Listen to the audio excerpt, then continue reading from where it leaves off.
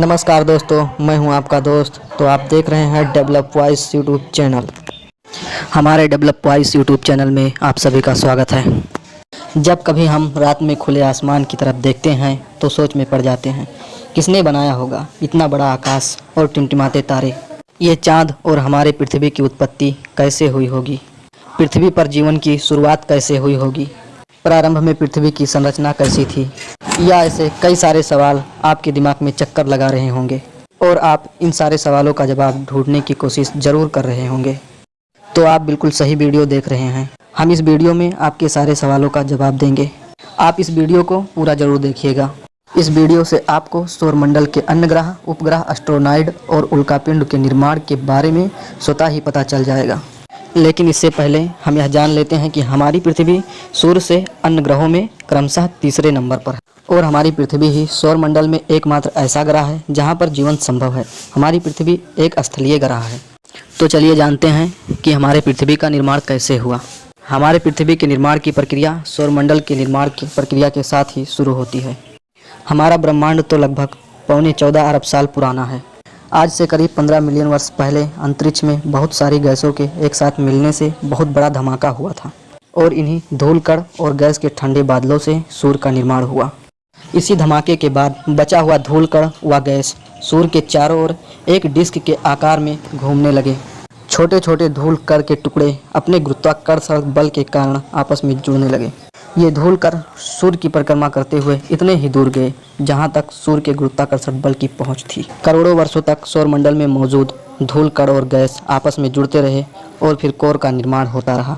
जो धूल कण के मटेरियल भारी होते थे वह कोर की तरफ और जो हल्के होते थे वो पिंड के बाहर की तरफ खिसकते रहे, जिससे क्रस्ट लेयर का निर्माण होता रहा।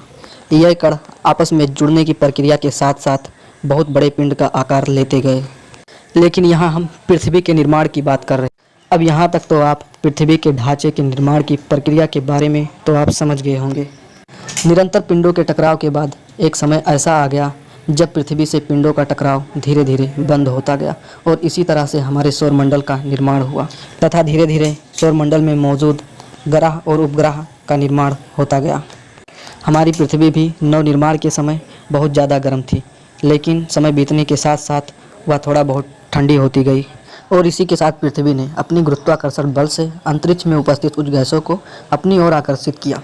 पृथ्वी के कोर क्रस्ट मंडल की परत से टेक्टोनिक प्लेट का लगातार टकराव होता रहा, जिससे ज्वालामुखी का निर्माण हुआ। इन्हीं ज्वालामुखी से निकलने वाले गैसों ने पृथ्वी के वातावरण को बनाने में काफ़ी मदद किया। पिंड और चट्टानों का लगातार टकराव जारी रहा। यही बर्फ पृथ्वी पर पानी के रूप में होकर जीवों को पनपने की प्रक्रिया में काफ़ी ज़्यादा मदद करते हैं। ऐसा माना जाता है कि शुरुआती दिनों में पृथ्वी से मंगल के आकार का एक ग्रह आकर टकराया था जिसका नाम थिया था। पृथ्वी और थिया उल्कापिंड के टकराव से दोनों के मलबे अंतरिक्ष में इकट्ठा होकर चंद्रमा का निर्माण करते हैं। इसी जोरदार टकराव से पृथ्वी अपने अक्ष पर 23.5 डिग्री तक झुक जाती है, जिससे पृथ्वी पर मौसम में बदलाव आना शुरू होता है। पृथ्वी के केंद्र में गुरुत्वाकर्षण बल का खिंचाव लगातार जारी रहा, जिससे ठोस पर्वताकार पर्वत के मलबे पृथ्वी के गर्त में जाने लगे, जिसके फलस्वरूप पृथ्वी धीरे धीरे गोल होती चली गई। लगभग 3 अरब साल पहले पृथ्वी का अधिकतर भाग जल के विशाल भंडार में दबा हुआ था। इसी दौरान लाखों वर्ष तक बिजली चमकने से वर्षा होने पर वाष्पन तथा संघनन की निरंतर क्रिया के चलते रहने के कारण पृथ्वी के ऊपरी सतह पर जल के विशाल भंडार का निर्माण हुआ। इस घटना के फलस्वरूप मौलिक तथा जैविक अणुओं का निर्माण हुआ, लेकिन अभी तक पृथ्वी पर किसी वनस्पति या जीव का निर्माण नहीं हो पाया था। पृथ्वी के पर्यावरण में लगातार परिवर्तन के फलस्वरूप रासायनिक क्रिया से जल और थल में छोटे छोटे वनस्पति एवं जीव का निर्माण होने लगा। इसी समय समुद्र के कोने में एक कोशिकीय जीव का विकास होना शुरू हो गया, जो धीरे धीरे अपने आकार में दिन प्रतिदिन वृद्धि करते चले गए और यहीं पर पृथ्वी के जीव जंतुओं की उत्पत्ति का शुरुआत होता है। मीसोजोइक युग के आते आते पृथ्वी पर विशाल काय वाले जीवों का विकास हो गया। इस युग में डायनासोर जैसे भारी भारी जीव जंतुओं और वनस्पति का निर्माण होता गया।